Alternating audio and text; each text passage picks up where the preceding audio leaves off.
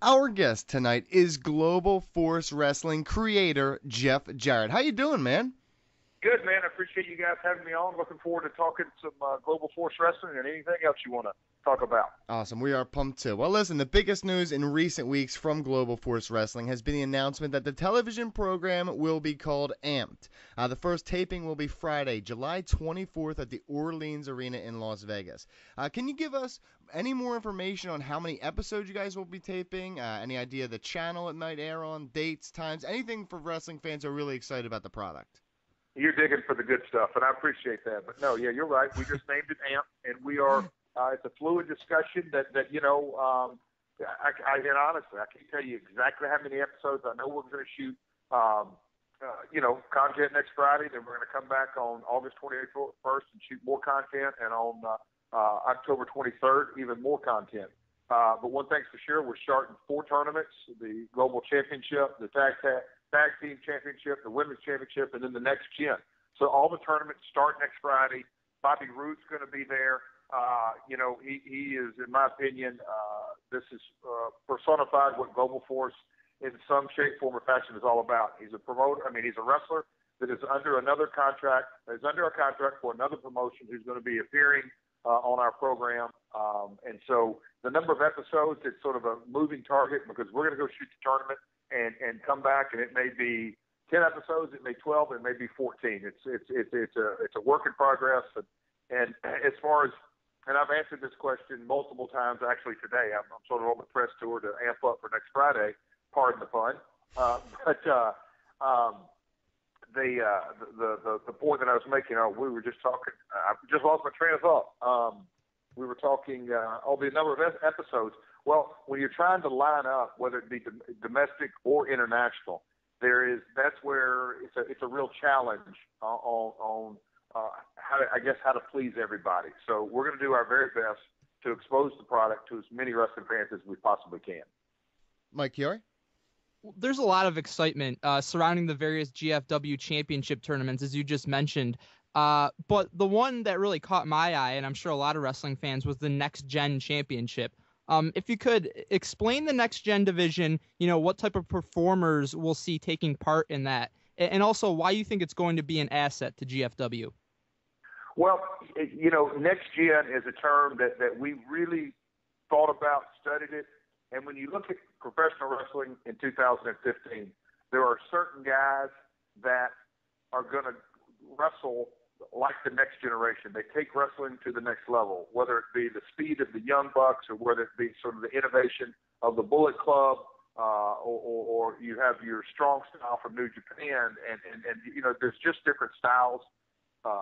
There's different talent. They're going to take it to the next generation. And then you see a guy that's literally, we'll call him a rookie for this talking purposes, brand new into the business, that he's not a household name today, but in the next generation of household names, he will be. So it's a little bit of both. It's not a weight limit type deal. It's really a division that guys want to get in there. This may be the first title that they've ever won. It may be their style of wrestling, which is going to give them the opportunity to challenge for their first title. So it's a division that is not, I'll say, the traditional heavyweight division, if that makes sense.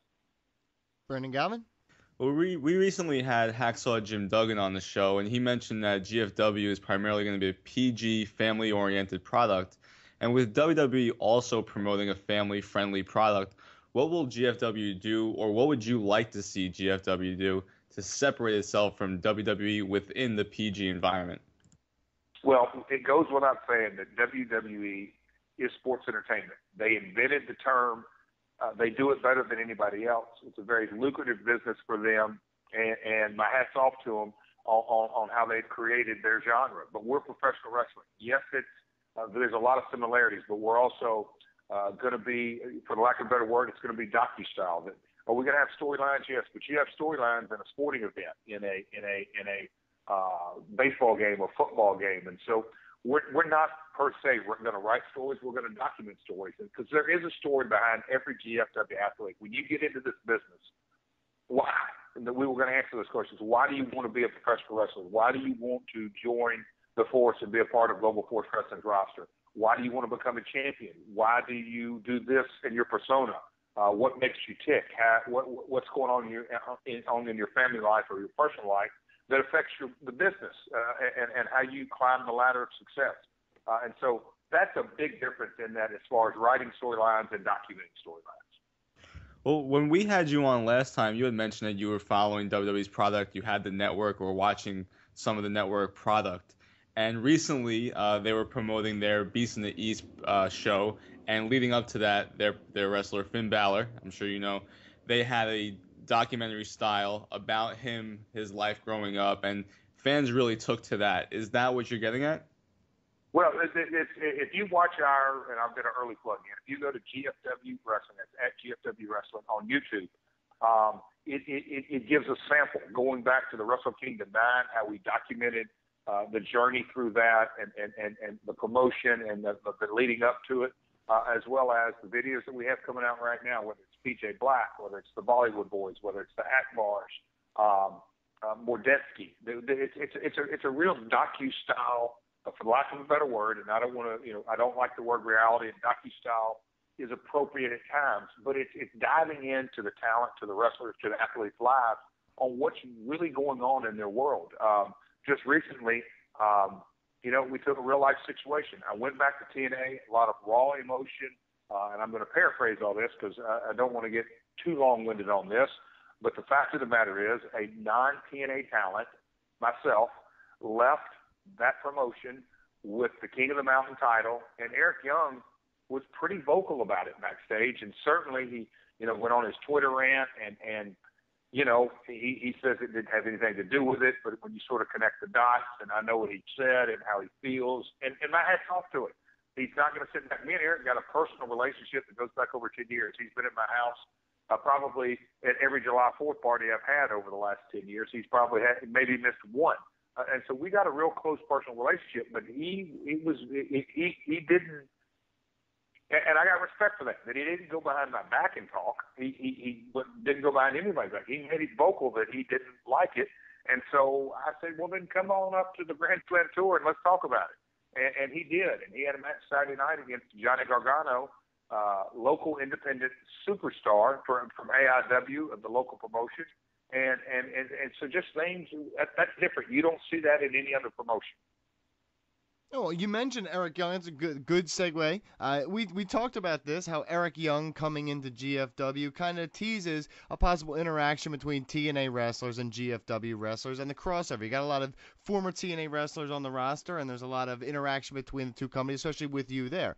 The main speculation right now is that there could be some sort of invasion or some sort of interaction between the two companies. What is the status of the interaction between the two companies, and do you see some sort of crossover branding and like maybe even an invasion? The word invasion has sort of been there, done that, in my opinion. But certainly you can already see it's not like I'm letting out any new information. Bobby Roode is coming to Las Vegas next Friday for the first ever set of AMP tapings, and he's under contract with TNA Wrestling. Eric Young was there this weekend, and we're in discussions about the next steps, the next, I'll say it, the next evolution in this business agreement. The Hall of Fame has taken place and stuff like that, but really a Global Force Wrestling, TNA Wrestling, whether it's a co-branded show, a co-promoted show, a collaboration, that's all in discussion, but I'm reporting it as real time as I possibly can. But to me, as a fan, and I was a fan before I was a wrestler and certainly before I was a promoter, that kind of stuff excites me because you just don't see that nowadays. And I understand that, but years ago you had handshake agreements between promoters, and you would have Ric Flair as a traveling champion or Dory Funk, and he worked for multiple promotions. And then once the territory system went away, you had the big two, WWF and WCW, and then you just had the big one, and then TNA came along, and then Ring of Honor, and so since then every promotion has pretty much acted like an island and operated like an island, and WWE can do that. They've got north of 90% of the market share, but all the other promotions are scratching and clawing to create brand identity. And I believe Global Force Wrestling, our mission statement, and we're going to stand on top of it, that we want to have a working relationship with any and all promotions because rising tide rises all ships. And so that was a big part of 2014 for myself, that I went out and form the relationships that I've had over the years, but, made them a little bit more formal with New Japan and AAA and the independent promotions through Europe and South Africa and Australia. And just the list goes on and on. Mike Chiari? There's obviously been a lot of speculation regarding, some type of working relationship between GFW and TNA. Since you competed at Slammiversary, you won the King of the Mountain title. As you mentioned, you have Bobby Roode, Eric Young coming over to work for GFW a little bit. If there is an arrangement, how do you think both sides are going to benefit from that? Not only GFW, but also TNA. At the end of the day, and this may sound like a real cliche answer, but it's not. If the wrestling fan benefits, then 9 times out of 10, the promotion will benefit. And so it goes without saying, TNA, I don't want to say positive because that sounds conceited or self-serving, but certainly there was chatter with myself and Karen coming back to that promotion, and then that was positive chatter for TNA. Obviously, there's positive chatter and talk for Global Force with Bobby and Eric, and we're in discussions with other talent. And then as we move along, it goes back to creating that brand awareness, creating intrigue, creating a little bit of mystique. But at the end of the day, the people want to see fantastic professional wrestling, and that at the end of the day should be everybody's common goal. It's certainly ours. And that's what we're headed toward, is fantastic professional wrestling. Brandon Galvin? Well, as one of the founders of TNA, is there any key philosophy or business strategy that you took away from your time there as you continue to develop and push the GFW brand? We're all a sum total, and I believe this without question. We're a sum total of all of our decisions, or not decisions, but life experiences. And so not just my experience in TNA, but just my 29th year in this business as an active wrestler and growing up in it. I'm the third generation. There's certain things that you just learn what to do and what not to do and the time to do it and all of that going in. But that's sort of looking in the rearview mirror on one hand. On the other hand, you sort of got to look at looking forward and where do you want to be 1 year, 2 year, 3 year, 5 year, 10 years from now, and seeing how technology has completely turned certainly the cable broadcast and cable television world upside down. And it's, it's fast forwarded. It's gone at lightning speed over the last 18 months with Netflix and Hulu and all the streaming services. And obviously, more specifically with our business, the WWE Network, it's a game changer. It wasn't that long ago that people were asked to pay for, 12 and 13 pay-per-views a year. And now that's down to $9.99 for the network and one price tag on WrestleMania. So just technology's changed everything. The ability to watch, whether it's Lucha Libre or Strong Style or independent wrestling from Germany, France, England, Scotland, South Africa, with the click of the button, the wrestling world has changed along with everything else. And so you got to be a little bit ahead of the curve. So I've taken a lot of my life experiences from not just TNA, but my 29-year career. But hopefully I'm headed with my team at Global Force and evolving with not just wrestling, but all of forms of sport and entertainment to put out very compelling product. All right, well, GFW has already been putting on live events across the country on the Grand Slam Tour. How have the fans embraced the new wrestling promotion from your perspective thus far? And do you consider the tour to be a success? Well, I'll answer the second question first. Success, absolutely. And what are the barometers? It's black ink and red ink, and you want black ink, we got it. And then on the flip side of that is that when you're there at the shows, it's one thing for you to get that electricity and the vibe and the people, on the out talking about what a great time they had and having fun and all that kind of stuff. That's one thing. But when you have the whether it be the owner or the general manager or the VP or whatever executive that comes up to you, and that would probably be at the end of the day, the true barometer, because this is a grassroots initiative. This is year one of the tour. It's step one of building out the brand as far as live events. And all 7 teams have come up and said, we love it. We love what you're doing. We're in this for the long haul, and we're going to really want you back, and we want to get you on the schedule. So all 7 teams, we've had 7 events thus far, and all 7 of them want us back because from their perspective, professional wrestling in their ballpark is unique. Obviously, they got about 140 or 50 day season, and maybe 70 games, so their ballpark sits empty half the time. So the more concerts or events or wrestling events that they could get in there, it's beneficial to them because the venue's there. And so it's really a win-win when we come into these towns and put the ring up on home plate, have the event, but we're dialed into their season, ticket-based, their media contacts, just everything that goes along with their promotions. And so it's a different concept, but it's one that we're using as building blocks because there's no doubt in my mind the brand awareness in each of these markets is exponentially bigger than it was before we went in. It was as it relates to Global Force Wrestling. And again, we're in the infant stage, the embryonic stages of Global Force. Mike Chiari? You have a full plate when it comes to running GFW, obviously. But after wrestling at Slammiversary, many are wondering about your future as an in-ring performer. Firstly, what are your plans for the King of the Mountain title? And also, what are the odds that we'll see you competing in the ring at some point as part of the GFW roster? Slim and none on the GFW roster. I mean, if you guys happen to catch Impact when I made the surprise appearance, and I hate to even call it a story because it's facts. I told them at TNA management, guys, I don't know where the disconnect is. You're calling me that you want me to come back and wrestle, and I don't even wrestle for my own promotion. There's a real disconnect here. And then as we talked through things, and it was the King of the Mountain match, and it was Slammiversary, and I like to keep myself in good shape, but I wasn't anywhere close to in my age of my career and being in the best shape possible.